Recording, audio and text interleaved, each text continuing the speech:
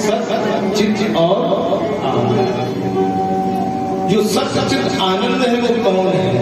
जो सच्चित आनंद परमात्मा है वो कौन है? इसके बारे में भगवान का विचार बताओ। गोविंद ने अपने विचारों को प्रकट किया है। गोविंद ने कहा कि लीला कैसी है उसके बारे में हम सुनना चाहते हैं। श्याम का वो भाव कैसा है श्रवण करना चाहिए। जब जो सत्य और चित्त आनंद में परे है वो परमात्मा कैसा है? जो निराकार भी है और साकार भी है। गोविंद ने कहा एक ब्रह्म द्वितीय नासा। ब्रह्म एक है, दूसरा नहीं। ईश्वर अंश जीव अविनाशी। ईश्वर एक है लेकिन रूप अनेक है। ईश्वर क्या है? एक। नारायण एक है और उसके नाम अनेक है। जैसे मान लो आपके सामने अभी हमें नाम तो पता नहीं है, आप 4 लोग बैठे हैं, सब सीनियर सिटीजन है। आप किसी के पिता हैं तो किसी के भाई हैं, किसी के पुत्र हैं कि नहीं है? रूप एक है लेकिन नाम अलग है। सबसे पहले गोविंद की जो महिमा है, अद्भुत जो लीला है, ऐसे परमात्मा का रूप एक है लेकिन नाम अनेक है। उसकी महिमा को समझते हुए संसार के भाव को समझते हैं। तो सच्चिदानंद परमात्मा को समझना तो कैसा है? तो जो सत्य है, धर्म में न दूसरा सत्य समाना और आगम निगम पुराण बताना। जो धर्म है वह सत्य है और जिसने धर्म पर चलना सीख लिया उसने परमात्मा को पाया। हम ये नहीं कहते आपसे अच्छे कर्म नहीं होते, आपसे बुरे कर्म नहीं होते। कर्म हर व्यक्ति से हो जाते हैं, भूल चूक हर व्यक्ति से होती है, लेकिन अपने मार्ग से भटकना नहीं। चाहे मार्ग में फूल आए और चाहे मार्ग में कांटे बिछ जाए, लेकिन मार्ग छोड़ना। परमात्मा की भक्ति का जो मार्ग है वो बहुत कठिन मार्ग है और उसको अगर पा लिया तो जीवन परीक्षा तो परमात्मा लेता है। इसीलिए तो कहा कि वो सत्य है जो हमें समाया है और तुममें, जो निर्जीव में है और जो सजीव में है वही सत्य है। सत्यम शिवम सुंदरम सत्यमेव जयते। वही दरबार भी किसका है? यहाँ विराजमान कौन है? सत्यम शिवम सुंदरम। विभास काल है शंकर भगवान और इनके गण जिहाद के बाबा जो यहाँ रक्षा कर रहे हैं। गोविंद की महिमा है। अमर मन से बार उनको पाले तो हमारे तो भूल क्यों नहीं?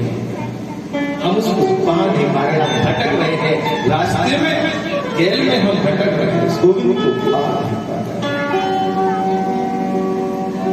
तो लीलाधारी ने अपने विचारों को ऐसा कहा वो सत्य है क्या? हम सत्य को खोजना चाहते हैं, हम उस चित्त को खोजना चाहते हैं तो तभी तो आनंद हमारे होना चाहिए। जब तक हम सत्य और चित्त को नहीं खोज पाएंगे कि हृदय में आनंद और सुकून मिलने वाला।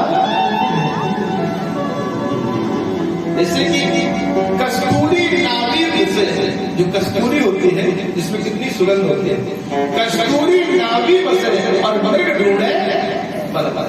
पूरे संसार में भटकता है उस कस्तूरी के जो उसकी नाभि में है।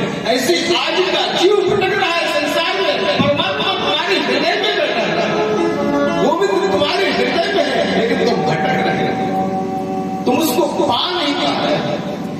और जिस दिन उसका रास्ता मिल जाएगा उस दिन गोविंद की महिमा, उसकी लीला का अद्भुत है। उसको कैसे पाना है? हमें सबसे पहले अपने कर्म को करना है, कर्म के साथ को पकड़ना। परमात्मा अपने शरीर में कहाँ छिपा हुआ है? आपने कभी विचार किया? हमारे जो सीनियर सिटीजन बैठे हैं पीछे, आपने कभी विचार किया हमारा परमात्मा कहाँ छिपा हुआ है? हृदय में। और हृदय से भी ज्यादा अजीब बात हम आपको बताए, हृदय में तो है आत्मा, सबसे आत्मा रूपी ही परमात्मा। लेकिन हमारे हृदय में इतनी भी चोट लग जाए तो हमारे प्राण निकलते नहीं, निकलते हैं। हमारे पूरे शरीर में कहीं भी चोट लग जाए, मस्तक में चोट लग जाए, चेहरे में चोट लग जाए, हाथ पैर में चोट लग जाए, लेकिन प्राण नहीं निकलते। लेकिन जहां जो दिव्य चक्षु है जहाँ भ्रुकुटी है, जहाँ पर हम रात रोज तिलक लगाते हैं, यही हमारा जीव और परमात्मा है। अगर भूल से यहाँ चोट लग जाए तो फिर प्राण रुक दे। परमात्मा कहा चुका है, हम जानते हैं लेकिन मानते हैं। अब रोज तिलक लगाते हैं, हमारी माताएं अपना श्रृंगार करते हैं, तो यहाँ बंदी लगाते ही रहते हैं। परमात्मा कहाँ बैठा है? यही तो बैठा है। स्वामी हे नारायण, मैं आपके नाम की बंदी यहाँ लगा रही हूँ, आप मेरे पति का स्वागत। पुरुष अपने मस्तक पर विभूति पर तिलक लगाते हैं, आपने देखा होगा। चाचा हर जो 4 संप्रदाय है, रामानंदी है, रामाचार्य है, शंकराचार्य और हिंदुचार्य है, ये चारों संप्रदाय का तिलक कहाँ से लगाया जाता है? यहीं से लगाया जाता है, विभूति से। फिर उसके बाद अपना तिलक लगता है जहाँ परमात्मा बैठा है। प्रभु हम आपको भज रहे हैं, अपने मस्तक पर विराजमान हो। लोग इसको नहीं पा रहे हैं और संसार में भटक रहे हैं। ना मंदिर में, ना मस्जिद में, ना गुरुद्वारा में है परमात्मा। अगर है तो जहाँ भक्त कहते हरि व्यापक सर्वत्र समाना और प्रेम के निर्गत हुए हैं। ज्यादा परमात्मा प्रेम है, वही सत्य है, सत्य का अन्न। और चित्त रूप में परमात्मा कहाँ है? कहा है बाबा गोस्वामी तुलसीदास ने बड़े भाव के साथ कि जल पावक और गगन समीरा पंचे रचे